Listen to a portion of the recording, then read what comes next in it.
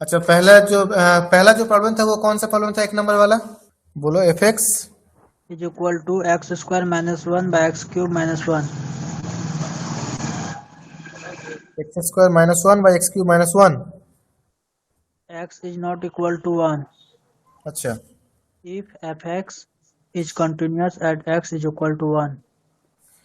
If F X is continuous At at X equal to x is one, equal to 1. Find then f1. Find F of f1. One ना। Yes, sir. देखो, इसमें ज्यादा दिक्कत तो होना नहीं चाहिए था, क्योंकि हमको मालूम है अगर एक फंक्शन कंटिन्यूअस होता है तो ये तो मालूम है कि लिमिट एक्सटेंस टू वन पे और एफ इक्वल टू वन पे दोनों वैल्यू सेम होगा, है ना। कंटिन्यूटी का मतलब क्या होता है, बताओ धनी नाम, कंटिन्यूटी का मतलब क्या होता है? जो डेफिनेशन था कंटिन्यूटी का वो क्या था? अगर हम लोग ये बोल सकते हैं कि X equal to one point पे फंक्शन कंटिन्यूअस होगा तो उसका मतलब क्या होगा कंटिन्यूअस होने से, जॉन? मतलब उसका वैल्यू सेम होगा। मतलब कौन सा value, limit? x tends to 1 plus 1 minus और f1 पे।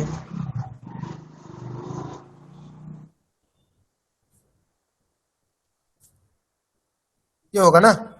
Yes sir. होगा या नहीं होगा? Yes sir. तो यहाँ से तो एफ वन का वैल्यू निकल जाएगा या नहीं निकल जाएगा, क्योंकि ये दोनों लिमिट अगर निकाल लेंगे तो वही एफ वन का वैल्यू होगा। Yes sir. तो बस वो लिमिट ही तो निकालना था यहाँ पर। एक्स टेंस टू वन का जो लिमिट है वो यहाँ से निकालना था, उसका वैल्यू जो होगा एफ वन का वैल्यू भी वही होगा, क्योंकि तभी कंटिन्यूस होगा वरना नहीं होगा, है ना। तो यस ये सर। तो समझ में आ जाना चाहिए था। अब ये देखो लिमिट कैसे निकालते हैं, ये तो मैंने पहले भी बताया था, X tends to one F of X. अच्छा, यहाँ पर एफ ऑफ वन प्लस और वन माइनस दोनों नहीं लेना है, क्यों? दोनों में तो एक ही वैल्यू होगा ना। अगर वो वन प्लस हो या वन माइनस हो, दोनों में यही वैल्यू होगा ना। दोनों में क्या यही वैल्यू होगा या नहीं होगा? X X square yes minus sir. One X to minus one. Yes sir. इसलिए वन प्लस और वन माइनस दोनों को नहीं लेना है, बस टेंस टू वन कर देने से काम हो जाएगा। अगर अलग अलग वैल्यू होता तब वन प्लस और वन माइनस लेते, लेकिन यहाँ पर एक ही वैल्यू है तो वो टेंस टू वन में ही लेना काफी होगा। वन प्लस और वन माइनस दोनों को लेना कोई जरूरत नहीं है। तो limit x tends to one, F of X का वैल्यू हो गया X square minus one by X cube minus one. अब इसका वैल्यू निकाल पाएंगे क्या लिमिट का? ये तो मैंने पहले भी बता दिया था कैसे निकालना होगा इसको। इसको फॉर्मूला से भी निकाल सकते हो लिमिट का, या फिर नॉर्मली इसको तोड़ के जो हम लोग अलजेब्रा का जो फॉर्मूला होता है उससे भी निकाल सकते हो, या फिर लिमिट का वैल्यू से भी निकाल सकते हो। अगर लिमिट का वैल्यू से निकालेंगे तो क्या करना होगा जॉन?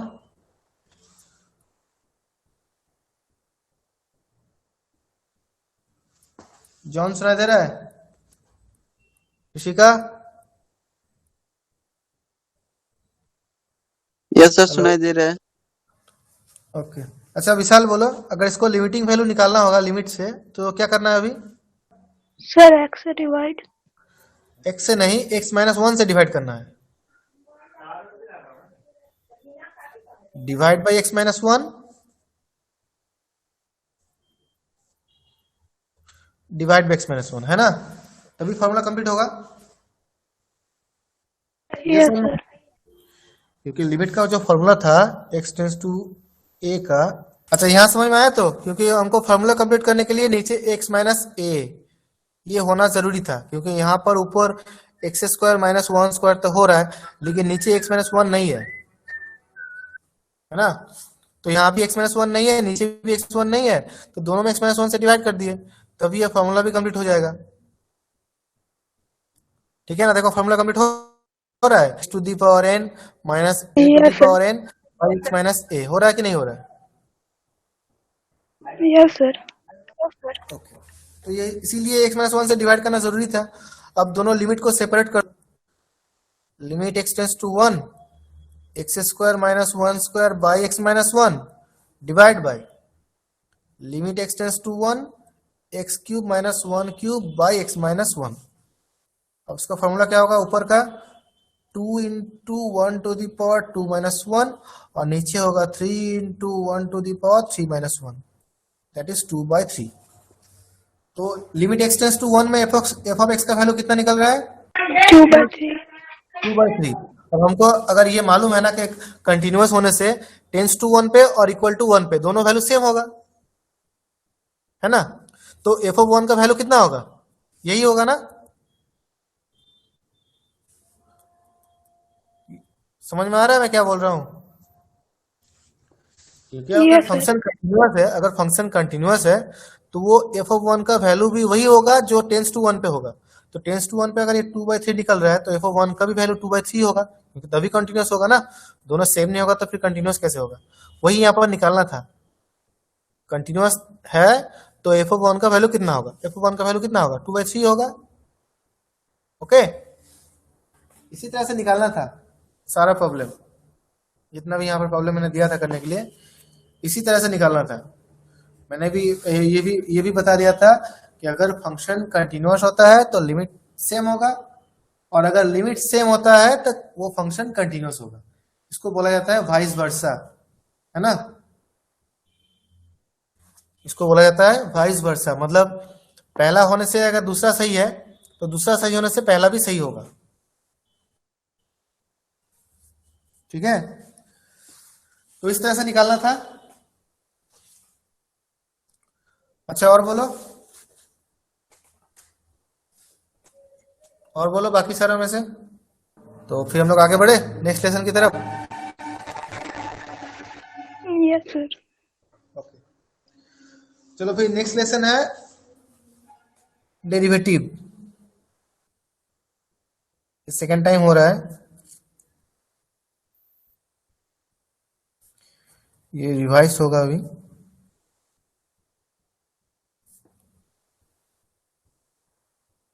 एक बार ये हो चुका था, ये दूसरी बार हो रहा है, तो अच्छी तरह से समझो, क्योंकि ये बाद में बहुत जरूरत पड़ेगा तुम लोगों को। डेरिवेटिव, इंटीग्रेशन, ये अब से शुरू हो रहा है तुम लोगों के साथ, ये अभी चलता ही जाएगा। ठीक है ना? तो इसलिए एकदम सही तरीके से इसको समझो। एक्चुअली है क्या चीज? ये एक्चुअली कुछ भी नहीं है, डेरिवेटिव एक्चुअली कुछ भी नहीं है। जो तुम लोग पहले यूनिटरी प्रोसेस से निकालते थे ना कि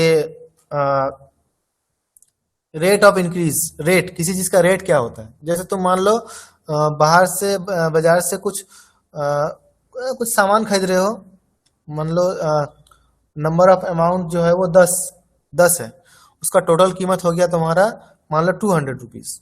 ठीक है, समझ में आ रहा है मैं क्या बोल रहा हूँ? ओके, ठीक है, तो इसको थोड़ा और सिंप्लीफाई कर देता हूँ, शायद समझ में नहीं आ रहा सबको। मान लो इसी का तुम ही मान लो कि बाजार से कुछ सामान खरीदने गए हो, मान लो पेन खरीदने गए हो। ठीक है,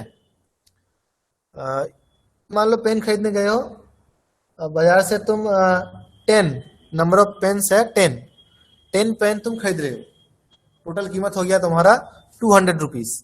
मतलब तुम एक दुकान में गए, 200 रुपया दिए, और वहां से तुम 10 अच्छा पेन, देखने में अच्छा तो पेन खरीद के लेके आ गए।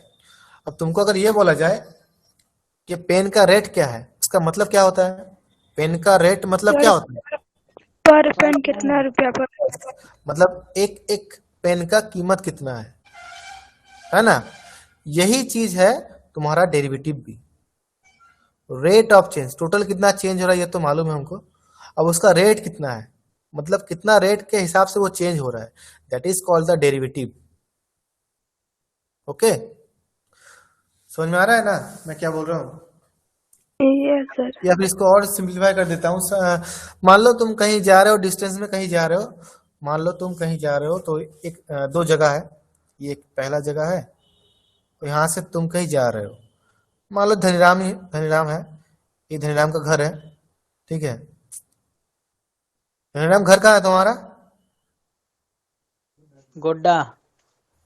अच्छा, मान लो कि ये गोड्डा है। ठीक है, छोटा सा गोड्डा है, अब तुम कहीं जा रहे हो। ठीक है, टोटल डिस्टेंस हो गया यहाँ पर, गोविंदपुर। हाँ बोलो बोलो। गोविंदपुर जा रहे हैं अच्छा, कितना डिस्टेंस होगा? सर। 220। 220 किलोमीटर है ना? Yes sir. अच्छा, ये मान लो, ठीक है, ये गोड्डा ही लिख रहा हूं मैं। अब मान रहे हो तुम जा रहे हो गोविंदपुर। ठीक है, टोटल डिस्टेंस हो गया यहाँ से 220 किलोमीटर। अब टोटल टाइम कितना लगता होगा? सर करीबन 6-7 घंटा। 6-7 घंटा। अच्छा ठीक है, थोड़ा इसको अच्छा 6-7 घंटे ही मान के चलते हैं, मान लो 6 आवर्स। सुबह। यस सर, 6 बजे बस में पहुंच चढ़ते हैं तो 1 बजे उतर जाते हैं। अच्छा मतलब 6 घंटे ही मान के चलते हैं, ठीक है। ओके ठीक है, बस पे जा रहे हो, सुबह निकले हो, दोपहर तक पहुंच जाओगे शायद। Total yes. टाइम लगा तुम्हारा 6 घंटा। ये टोटल डिस्टेंस क्रॉस करने में तुम्हारा टोटल जो टाइम था वो लगा तुम्हारा 6 आवर। अब तुमको ये अगर बोला जाए find the speed, speed of the bus, बस का स्पीड कितना होगा? Total distance by time travel. Total distance by time, यही होता है ना, that is kilometre per hour, right. Yes sir. और इसका वैल्यू जो निकलेगा वही आंसर होगा। Yes sir. अब इसी चीज को हम लोग with the help of derivative भी निकाल सकते हैं, that is called the derivative speed. That means rate of change of distance with respect to time is called the derivative of the distance with respect to time, that is also called dsdt। क्या बोला जाता है इसको? DSDT। dsdt, ठीक है, इसको बोला जाता है dsdt। That means rate of change of distance with respect to the change of time, मतलब समय के परिवर्तन के अनुसार उसका डिस्टेंस कितना चेंज हो रहा है, उसका rate, that is called the derivative. ठीक है ना। तो जो तुम लोग सीखे थे पहले उसी चीज को हम लोग बाय वेरिएबल उसको निकाल सकते हैं, वही चीज कॉल्ड द डेरिवेटिव। तो डेरिवेटिव एक्चुअली कुछ है नहीं, वो एक्चुअली वही है जो तुम लोग पहले सीखे हो, बस उसका नामकरण थोड़ा न्यू है, निकालने का तरीका, आंसर निकालने का तरीका थोड़ा अलग है, लेकिन प्रोसेस दोनों सेम है। ठीक है ना। जैसे हम रेशियो प्रोपोर्शन से भी ये निकाल सकते हैं ना, हम रेशियो प्रोपोर्शन से भी ये स्पीड निकाल सकते हैं या नहीं निकाल सकते? Yes sir. ये जो मैं निकाल रहा हूँ speed equal to distance by time, ये जो निकल रहा है, क्या ये रेशियो प्रोपोर्शन से भी निकाल सकता हूँ मैं जॉन? इसी का क्या इसको रेशियो प्रोपोर्शन से भी निकाल सकते हैं हम लोग? निकल सकता है सर। हाँ ऋषभ बोलो। निकल सकता है। रेशियो प्रोपोर्शन से भी ये निकाल सकते हैं, ठीक है ना। तो एक तरफ होगा डिस्टेंस और एक तरफ हो जाएगा तुम्हारा टाइम। तो डिस्टेंस हो गया तुम्हारा 220 किलोमीटर, टाइम लग गया 6 घंटा। अगर टाइम 1 आवर होता है तो ये डिस्टेंस कितना होगा, इसे भी निकाल सकता है ना स्पीड। Yes sir. तो Yes, रेशियो sir. प्रोपोर्शन से भी निकाल सकते हैं, फिर यूनिटरी प्रोसेस से भी निकाल सकते हैं, और उसी को with respect to with the help of derivative भी हम लोग निकाल सकते हैं। ठीक है, ये सब सेम है, एक ही चीज है। हम लोग ये क्या कर सकते हैं, by the help of derivative भी ये निकाल सकते हैं।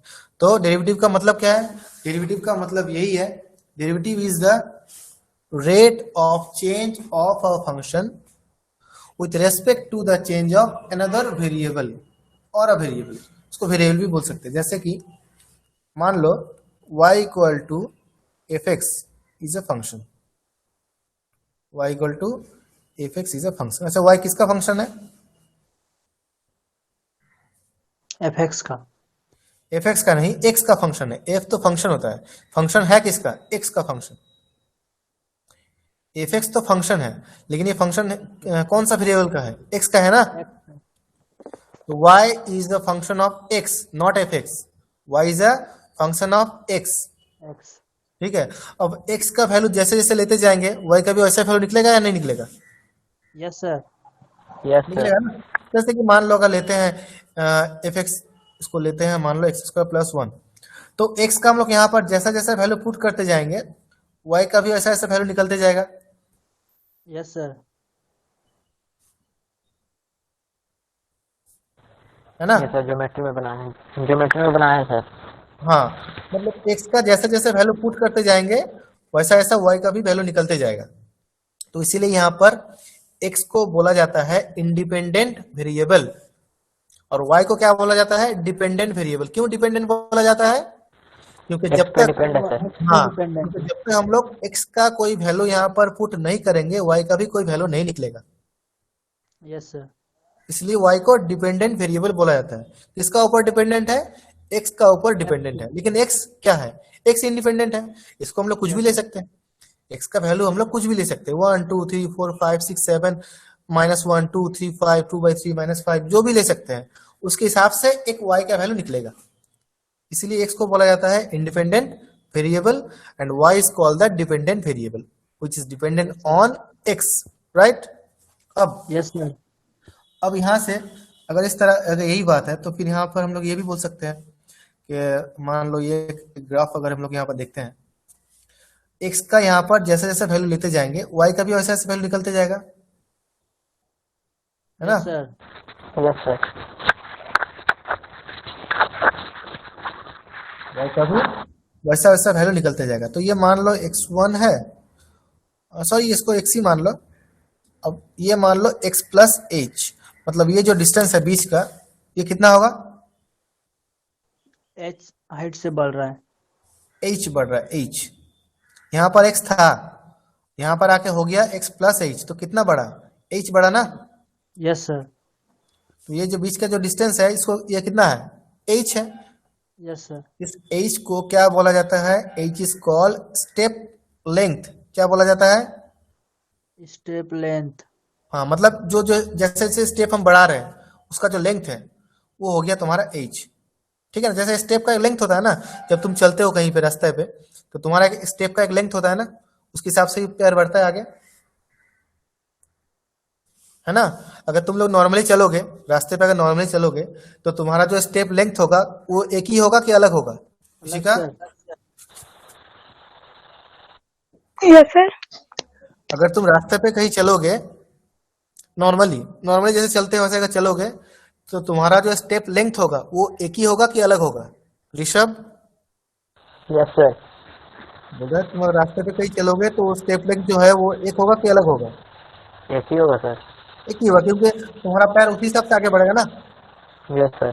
अब तुम दौड़ रहे हो कहीं कहीं तुमको रुकना है, वो अलग बात है, वो मैं नहीं बोल रहा। अगर नॉर्मली तुम लोग चल रहे हो रास्ते पे, अगर नॉर्मल तुम लोग जैसे चलते हो वैसे अगर चल रहे हो तो तुम्हारा जो स्टेप लेंथ होगा वो हर एक स्टेप लेंथ सेम होगा, ठीक है ना। Yes, तो sir. एक स्टेप में वो जो लेंथ है वो सेम लेंथ ही कवर करोगे, ठीक है ना। तो इसलिए इसको इसको भी यही बोला जाता है। इसको क्या बोला जाता है? इसको बोला जाता है स्टेप लेंथ, ठीक है। अब तुम यहाँ पर एक से अब 1 स्टेप बढ़ रहे हो, अब यहाँ पर आ गए न्यू पॉइंट पे। ये जो न्यू पॉइंट है वो है x प्लस h, तो ये बीच का जो ये डिस्टेंस है ये कितना स्टेप लेंथ है? ये हो गया तुम्हारा h, ठीक है। अब जब x जब ले रहे हो तो यहाँ पर तो fx का कुछ तो वैल्यू होगा ना, यस सर। तो वो इसको मान लो तुम f ऑफ x ही बोल रहे हैं, ठीक है, और इसको मान लो f of x plus h ही बोल रहे हैं, ओके। ये जो है x और इस पॉइंट पे जो fx का वैल्यू होगा वो fx ही है। फिर जो पॉइंट होगा x प्लस h, वहां पर जो fx का वैल्यू होगा वो हो गया तुम्हारा f of x plus h। Is it clear? Yes sir. Sir. बोलो, यस सर। कुछ बोल रहे हो इसी का? No no sir. ओके, ठीक है। तो चलो फिर यहाँ पर जो स्टेप लेंथ है वो तो हम लोग को पता चल चुका है। अब हम लोग क्या देखेंगे? अब हम लोग देखेंगे ये चेंज कितना हो रहा है। ये जो बढ़ रहा है, अच्छा x का चेंज कितना होगा? चेंज ऑफ x कितना होगा? h होगा ना, यस सर। क्योंकि अभी हो गया तुम्हारा x प्लस h। पहले कितना था? x था, तो कितना चेंज हुआ? दोनों को माइनस कर देंगे तो समझ में आ जाएगा ना, समझ में आ रहा है ना। अब चेंज ऑफ fx और y कितना होगा? अभी कितना है? F x plus H. पहले कितना था? एफ एक्स तो चेंज कितना हुआ? एच। ठीक है, समझ में आ रहा है? Yes sir. Okay. तो अभी x का चेंज अगर h हो रहा है तो f x का चेंज कितना हो रहा है?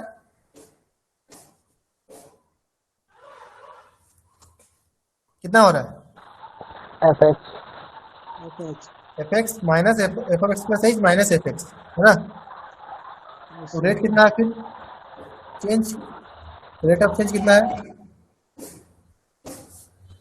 F of x plus H minus F X by H होगा या नहीं होगा? Yes sir. Yes, होगा sir. ना? yes sir एच के चेंज के अनुसार उसका चेंज जो हो रहा है F of x plus H minus F x हो रहा है ना? तो ये 1 पे कितना होगा? ये होगा, ये तो यूनिटरी प्रोसेस है ना, ये बहुत पहले का बहुत पुराना ये नियम है, यूनिटरी प्रोसेस। एच एक्स का चेंज अगर एच हो रहा है तो एफ एक्स का चेंज ये हो रहा है F of x plus H minus F x. तो अगर एक्स का चेंज अगर 1 होगा तो उसके लिए एफ एक्स का चेंज कितना होगा? एच से डिवाइड हो जाएगा ना? Yes sir. तो इसी को तो हम लोग रेट ऑफ चेंज बोल रहे हैं ना।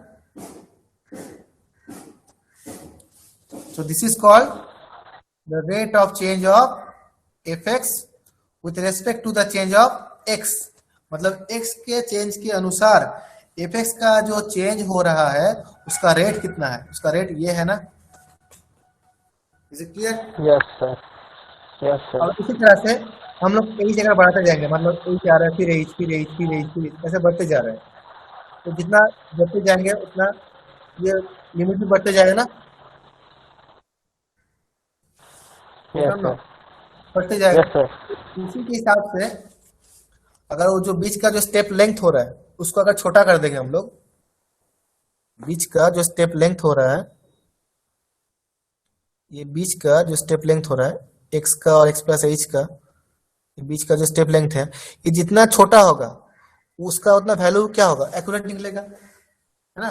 जितना इसको छोटा करेंगे हम लोग, स्टेप लेंथ जितना छोटा करेंगे उसका वैल्यू भी उतना परफेक्ट निकलेगा। तो इस तरह से हम लोग अगर बढ़ाते जाएंगे तो फिर वो डी एफ डी एक्स मतलब रेट ऑफ चेंज हो जाएगा। That is called limit H tends to zero F of x plus H minus F X by H. मतलब इस स्टेप लेंथ को, बीच में जो स्टेप लेंथ है, इसको हम लोग जितना छोटा करेंगे उतना इसका वैल्यू एक्यूरेट निकलेगा या नहीं निकलेगा? yes sir छोटा मतलब क्या होता है? छोटा मतलब क्या होता है? छोटा मतलब टेंस टू जीरो होता है ना, इससे छोटा तो नहीं होगा ना। नहीं sir छोटा मतलब tends to zero, tends to zero में इसका जो वैल्यू निकलेगा that is called the derivative of F with respect to X. तो ये बात है कि है जो यूनिटरी प्रोसेस से तुम लोग सीखे हो वही यहाँ पर डेरिवेटिव के तौर पर तुम लोग सीख रहे हैं, ठीक है? So derivative derivative of f x with respect to x is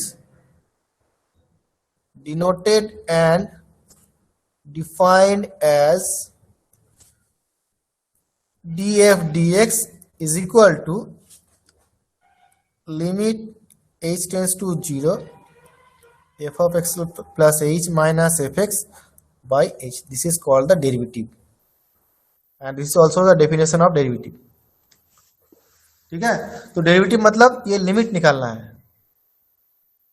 derivative का मतलब क्या होता है?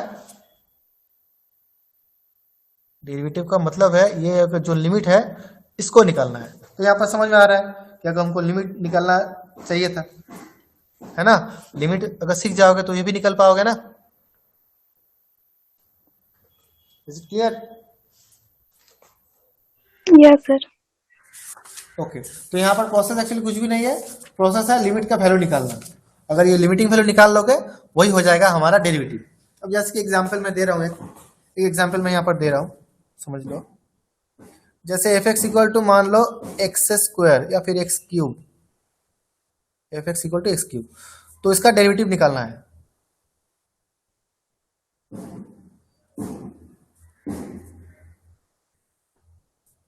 कैसे निकालेंगे? तो डेरिवेटिव निकालने के लिए क्या क्या चाहिए? इसका डेरिवेटिव निकालने के लिए क्या क्या चाहिए यहाँ पर?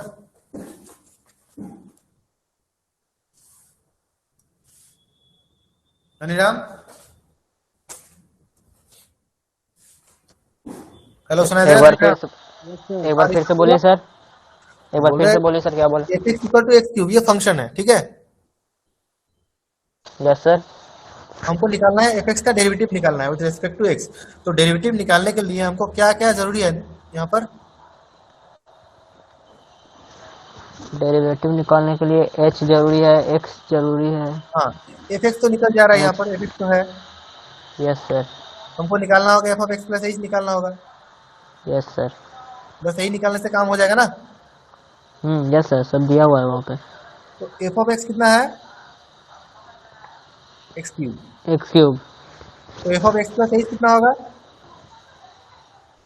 X cube plus h. X plus h cube, हाँ, एक्स प्लस एच क्यूब। ठीक है। यहाँ पर एक्स है तो यहाँ पर एक्स क्यूब था, तो यहाँ पर एक्स प्लस एच होगा, तो यहाँ पर भी एक्स प्लस एच का क्यूब हो जाएगा ना। एच का क्यूब कैसे होगा सर? क्योंकि एक्स का जगह पुट कर रहे हैं, एक्स का जगह यहाँ पर जो भी पुट करेंगे उसी का क्यूब हो जाएगा ना, क्योंकि यहाँ पर टोटल होल एक्स क्यूब हो जाएगा, पूरा होल क्यूब हो जाएगा। हाँ, क्योंकि यहाँ पूरा ले रहे हैं ना। यहाँ पर एक्स का जगह तुम जितना भी लोगे, जितना भी बड़ा टर्म लोगे, जैसे कि एक एग्जांपल मैं यहाँ पर दे रहा हूँ, जैसे कि ये राफ में कर रहा हूँ, ठीक है। ये देखो एक बार, मान लो ये एफ एक्स, ठीक है। Yes sir. तो अगर हमको F of x plus one निकालना है तो क्या करेंगे? यहाँ पर जहाँ जहाँ एक्स है वहाँ वहाँ एक्स प्लस वन लिखना है या नहीं लिखना है? Yes sir. तो यहाँ पर अगर एक्स स्क्वायर था तो यहाँ पर भी एक्स प्लस वन का स्क्वायर हो जाएगा ना। Yes sir. तो प्लस वन जैसे वैसे ही रहेगा। फिर यहाँ Yes, पर sir. जो एक्स है वहाँ पर भी एक्स प्लस वन हो जाएगा। Yes sir. समझ में आ रहा है ना। जहाँ sir. जहाँ एक्स रहेगा वहाँ वहाँ एक्स का जगह वो वैल्यू पुट कर देना है जो तो यहाँ पर लिखे हो। यस। अब वो टोटल Yes, क्यूब sir. हो या स्क्वायर हो या फाइव हो, जो भी हो, जैसे ही हो, हमको वही लिखना यस है, सर। ठीक है। Yes, जैसे sir. कि मान लो अगर एफ एक्स इक्वल टू यहाँ पर ऐसा होता है sine x plus x square, तो f of x plus one कितना होगा? Sine x Sin plus x one हो जाएगा ना। Yes sir. और यहाँ पर भी एक्स प्लस वन का स्क्वायर हो जाएगा। Yes sir. समझ में आ रहा है अभी? Yes sir. ओके। तो इसी तरह से यहाँ पर भी एफ एक्स इक्वल टू अगर एक्स क्यूब है तो f of x plus h कितना होगा? एक्स प्लस एच का क्यूब हो जाएगा ना। Yes sir. अब हमको ये लिमिट निकालना है, ये लिमिट का वैल्यू जो निकलेगा वही हो जाएगा हमारा डेरिवेटिव। तो that is D F D X is equal to, क्या लिखना है? Limit H tends to zero, पहले लिख लो, ये जाओ। F of x plus H minus F X by H. Yes sir. अब वैल्यू पुट कर दो सबका। F of x plus H मतलब एक्स प्लस एच का क्यूब, यस सर। और एफ एक्स मतलब एक्स का क्यूब बाई एच, ठीक है। एच। Yes sir. ओके।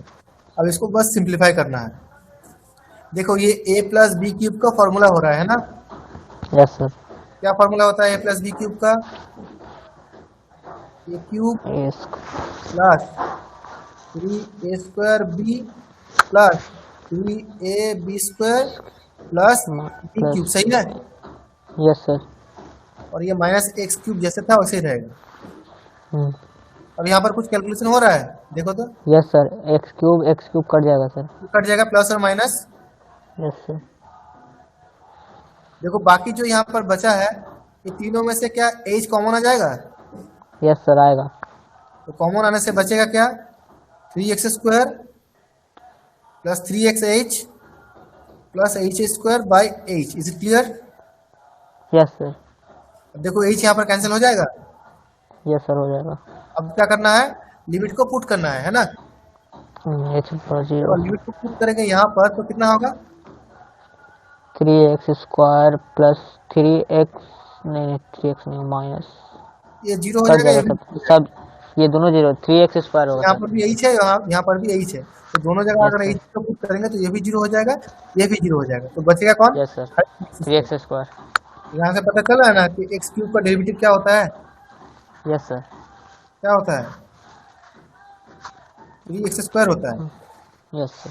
अब इसी को मैंने फॉर्मूला के तौर पे बताया था कि X to the power N का जो डेरिवेटिव होता है वो क्या होता है, N X to the power N minus one होता है। देखो यहाँ पर भी वही हुआ है ना, 3 X to the power 3 minus one हो रहा है कि नहीं हो रहा है? 3x to the power 3 minus, yes sir. यही बाय डेफिनेशन यही निकलेगा, और इसका जो फॉर्मूला है वो यही है। तो जो फॉर्मूला हो रहा है वो कहाँ से हो रहा है, वो बाय डेफिनेशन ही हो रहा है। Yes sir. ठीक है, इसके हिसाब से तुम लोग कुछ भी निकाल सकते हो। तुम लोग साइन एक्स का डेरिवेटिव निकाल सकते हो, तुम लोग कॉस एक्स का डेरिवेटिव निकाल सकते हो, तुम लोग एक्स टू दी पावर 5 का डेरिवेटिव निकाल सकते हो, कुछ भी निकाल सकते हो। तो मैं कुछ दे रहा हूँ करने के लिए, तो तुम लोग करके मुझे दिखाना नेक्स्ट दिन डेरिवेटिव का फॉर्मूला से। अच्छा, पहले दिन में ज्यादा कोई प्रॉब्लम नहीं दिया था, इसलिए मैंने शायद नहीं भेजा, लेकिन फिर भी मैं भेज दिया था। ठीक है, find the derivative respect to X. पहला है F x equal to X to the power 5। Number 2 F x equal to sine X. Number 3 F x equal to cos M X. Number 4 F x equal to मान लो यहाँ पर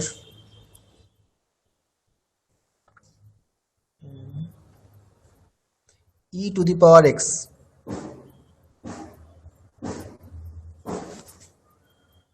sir पीछे वाला page एक बार दिखाइएगा। लास्ट वाला यस सर, सबसे पहले के बता। ये देखो,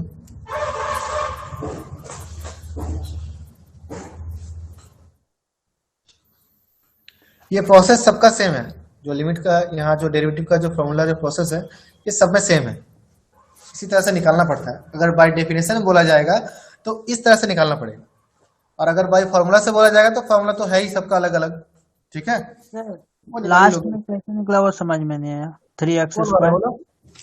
लास्ट में सर, 3x स्क्वायर ये वाला है, ऊपर आंसर जो निकला वो ऊपर ये में वाला है, सर। Yes sir. ये वाला है। Yes sir. ये समझ में आ रहा है? सर समझ में आ रहा है, पर वहाँ पे 3x square plus 3xh plus h square है, तो आंसर डायरेक्ट कैसे आ गया वो समझ में नहीं आ रहा। हाँ, यहाँ पर लिमिट पुट कर दो। अगर ये h टेंस टू जीरो है जो है, यहाँ का जीरो पुट करोगे तो ये जीरो हो जाएगा ना, yes sir.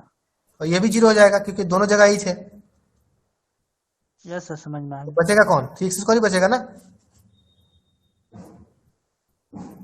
Okay, yes sir. समझ में आया अभी? यस सर, आ गया। ओके, तो चलो जो प्रॉब्लम में दिया था यहाँ पर करने के लिए ये सबको करो। ठीक है, ये चार जो प्रॉब्लम है, एक्स टू दी पावर 5 का डेरिवेटिव, साइन एक्स का डेरिवेटिव, कॉस एम एक्स का डेरिवेटिव और ए टू दी पावर एक्स का डेरिवेटिव, ये चारों निकालो। फिर हम लोग नेक्स्ट जो प्रोसीजर है उस पर बढ़ेंगे। ठीक है, थोड़ा सेकेंड ऑर्डर भी है, अभी ये फर्स्ट ऑर्डर चल रहा है, इसके बाद सेकेंड ऑर्डर आएगा, वो भी डिस्क्राइब करेंगे। मेनली सेकेंड ऑर्डर ही एग्जाम के टाइम में आता है। एग्जाम के टाइम तुम लोगों का जो आएगा वो सेकेंड ऑर्डर डेरिवेटिव भी आएगा।